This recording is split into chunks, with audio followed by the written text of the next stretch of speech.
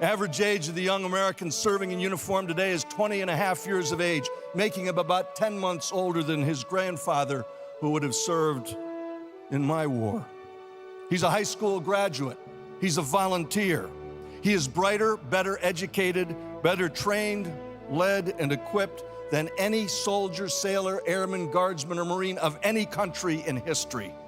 He goes to work wearing an 8-pound Kevlar helmet, a 45-pound flak jacket. He's been taught chemistry and physics and ballistics and avionics and electronics to operate and maintain the most sophisticated weapons and equipment ever designed by the hand and mind of man. He can use his body like a weapon, and his weapon like part of his body. And he can take a life or save one because he has been so remarkably well trained. The images of the young Marines and soldiers and sailors and airmen going to Bible studies and religious services aren't staged. They're all real. They're all spontaneous, and nearly all of them are initiated by those young Americans in harm's way. When they gather in prayer circles and huddle up before a mission, they're not going out to play football. They are going into mortal combat, and they know that some of them are liable not to come back. And they do it because they have faith. Just for the grins, how many of you raised a teenage boy? I used to do this when Betsy wasn't there, because she eventually told me, I saw you raise your hand. I did that.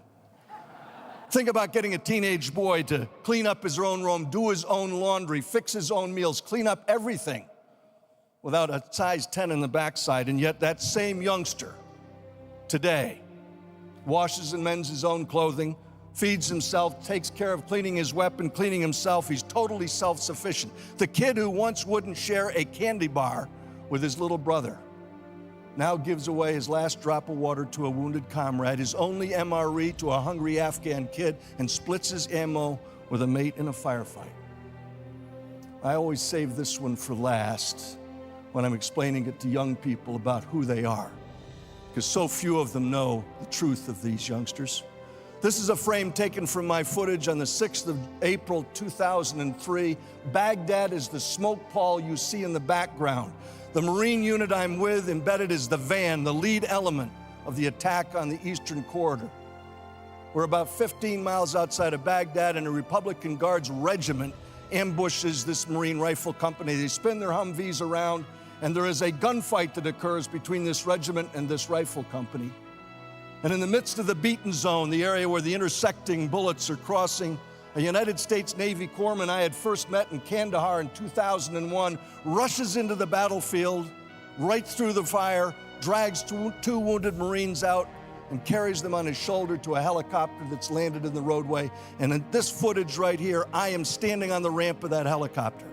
And this corpsman, who's rushed now twice before and brought these two wounded back, now has a third one. And off to the right-hand side, as you look at the screen, a Reuters news crew sets up their tripod, and they're videotaping him going in and out. And as this guy staggers back into the gunfight, one of them shouts out, "Hey, mate, what did you do that for? Didn't you notice?" In other words, you stupid American. Didn't you notice that wasn't a Marine? If you look carefully at that photograph, you'll see that the wounded warrior, who's already been bandaged up by that United States Navy medical corpsman, isn't a Marine. It's a wounded Iraqi soldier. And this U.S. Navy corpsman has rushed into the battlefield to save his life. And so, because it's polite company, Wayne, I can only put it this way. In response to the Reuters news crew, the Navy corpsman gives them a gesture. You're not supposed to get that part. He gives them a gesture. He says, "Didn't you notice? He was wounded. That's what we do. We're Americans."